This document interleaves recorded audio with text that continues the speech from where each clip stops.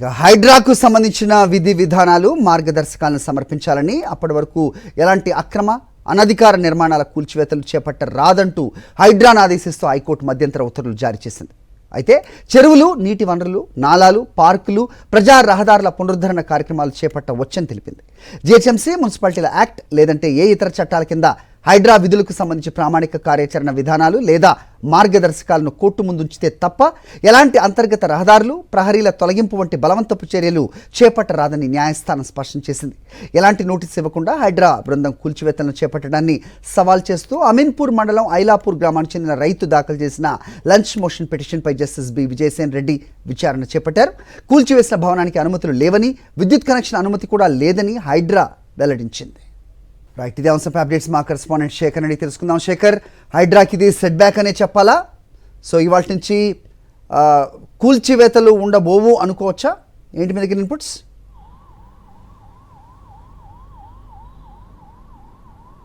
Sir, ఖచ్చితంగా ఇది ఒక బ్రేక్ త్రూ అని చెప్పుకోవచ్చు, కీలకమైనటువంటి ఆదేశాలని చెప్పుకోవచ్చు. హైడ్రా వ్యవహరిస్తున్నటువంటి తీరుకు హైకోర్టు మరోసారి బ్రేకులు వేసిందని చెప్పుకోవచ్చు. అయితే గతంలో కూడా చాలాసార్లు హైకోర్టు ఆదేశించినప్పటికీ హైడ్రా తన పరిధిని మించి బిహేవ్ చేసిందన్నటువంటి విమర్శలు ఖచ్చితంగా ఉన్నాయి. ఐనాపూర్కు సంబంధించినటువంటి విషయంలో భారీ భవంతిని కూల్చివేసేటువంటి సందర్భంలో అధికారులు బిహేవ్ చేసినటువంటి తీరు, అధికారులు ప్రవర్తించినటువంటి తీరును హైకోర్టు తప్పు పట్టింది. ఏదైనా నిబంధనలకు విరుద్ధంగా కనుక భవనాలు కట్టినట్లయితే కట్టినటువంటి సందర్భంలో సహజ న్యాయ సూత్రాలను ఖచ్చితంగా ప్రభుత్వాలు కావచ్చు, ప్రభుత్వంలో ఉన్నటువంటి శాఖలు కావచ్చు, డిపార్ట్మెంట్స్ ఏవైతే ఉన్నాయో అధికారులు ఖచ్చితంగా పాటించాల్సినటువంటి అవసరం ఉందంటూ హైకోర్టు కీలకమైనటువంటి వ్యాఖ్యలు చేసింది. ఐనాపూర్కు సంబంధించినటువంటి భవనం ప్రభుత్వ భూమిలో కట్టారు, దానికి విద్యుత్ కనెక్షన్స్ లేవు, అట్లాగే పవర్ ఇతర ప్రభుత్వానికి సంబంధించినటువంటి ఎలాంటి అనుమతులు లేవు అన్నటువంటి విషయాన్ని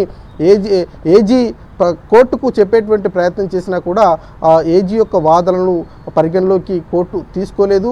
తదుపరి ఆదేశాలు ఇచ్చేంత వరకు, ముఖ్యంగా అసలు హైడ్రా యొక్క పరిధులు ఏంటి, హైడ్రాకు ఉన్నటువంటి అధికారాలు ఏంటి అన్నటువంటి అంశాల మీద పూర్తిస్థాయి మార్గదర్శకాలు ఏవైతే ఉన్నాయో, దాని హక్కులు ఏవైతే ఉన్నాయో, అధికారాలు ఏవైతే ఉన్నాయో అవన్నిటిని కోర్టుకు సమర్పించిన తర్వాత, కోర్టు పరిశీలించిన తర్వాత, కోర్టు అనుమతి ఇస్తేనే తదుపరి కూల్చివేతలు చేపట్టాలి అని హైకోర్టు చాలా ఘాట్ అయినటువంటి వ్యాఖ్యలు చేసింది. అంత పెద్ద భవనం కట్టేంత వరకు అధికారులు ఏం చేస్తున్నారు, కట్టేంత వరకు అధికారులు చూస్తూ ఎందుకు ఊరుకున్నారు, అనుమతులు ఎందుకు ఇచ్చారు, అప్పుడు కూల్చకుండా, అప్పుడు అడ్డుకట్ట వేయకుండా కట్టిన తర్వాత ఇన్ని సంవత్సరాలకు మేల్కొని ఇప్పుడు సహజ ఒక యుద్ధ వాతావరణం లాగా వందలాది మంది అధికారులు అక్కడికి వెళ్ళి తెల్లవారుజామున ఈ రకమైనటువంటి చర్యలకు పాల్పడడం సరైనటువంటి పద్ధతి కాదు అంటూ ఘాటు వ్యాఖ్యలు చేసింది. మరి దీని మీద గతంలో కూడా చాలా కేసులు హైడ్రాకు సంబంధించినటువంటి తీరు మీద, హైడ్రా కూల్చివేతలకు సంబంధించినటువంటి తీరు మీద నమోదయ్యాయి. వందలాది కేసులకు సంబంధించినటువంటి విషయంలో హైడ్రా